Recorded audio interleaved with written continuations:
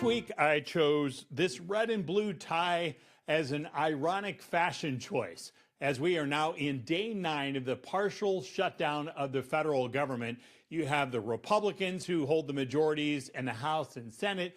Democrats have the minorities, and the Republican President Donald Trump. There's this three-way collision course with hundreds of thousands of American families now going without paychecks because of what is happening. I am Dave Price. If you want our votes for the budget, you've got to make sure that you don't ruin the healthcare system this fall. The difference is they're trying to hold us hostage. No, we want to have a debate about how to do it right, and save the taxpayers' money. Democrats in Congress demand, among other things, that the Republican majority limit some of the cuts to health care, and they refuse to go along with the latest temporary spending agreement. Those temporary agreements to fund the government have been the fallback for years for Congress. It has refused to follow a traditional, more business-like approach with your tax dollars, which could provide a deeper dive into what funds what and what should fund what. So let's focus on the federal workers. President Trump has floated the idea that some of these workers who are not getting paid because members of Congress can't agree on a spending plan, the president's floated the idea that some of these people may never get paid for their lost wages.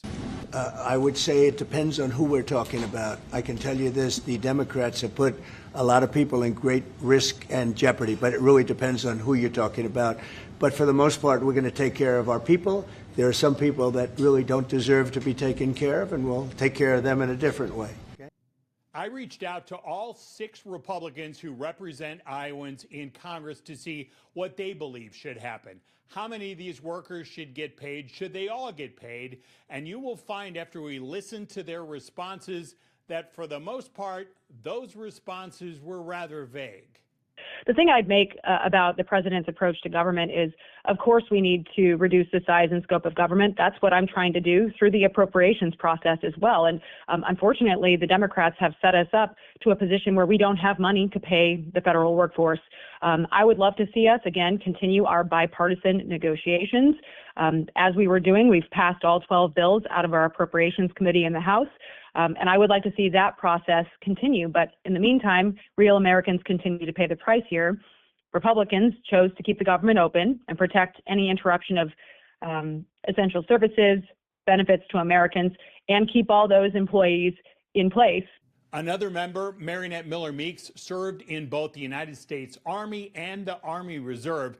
And her response is focused more on making sure that members of the military get paid during the shutdown. Service members are working without pay until the shutdown is over. That's why I co-sponsored the Pay Our Troops Act, legislation that would continue pay for our service members in the event of future shutdowns. It's also why I've supported continuing resolutions in the past, despite criticism. Another member of Iowa's delegation, Zach Nunn, served in the United States Air Force, and his response is focused on making sure that military members get paid. Iowa's 4th member of the U.S. House, Randy Feenstra, did not serve in the military, but he is focused on making sure that members of the military get paid. He co-sponsored legislation to pay both military members and Border Patrol agents during this shutdown. And similar to Hinson, Miller Meeks, and Nunn, Feenstra's office did not give us specifics about the other federal workers on whether they should ever get paid for the time they're missing during this shutdown. We reached out to both U.S. senators. Chuck Grassley's office directed us to a video that he recently put out. Military won't be able to be paid. That's a sad commentary when we count on the people in uniform that sacrifice every day for our freedoms, that we're not going to pay them. And the problem is the federal government is still locked in what we can legitimately call a Schumer shutdown. But that video did not specifically mention which federal workers should get paid. Finally, there's Iowa's other U.S. Senator, Joni Ernst. Her office said that the senator believes that Democrats should join Republicans in voting to reopen the government to make sure that employees, especially the service members, get their paychecks without interruption.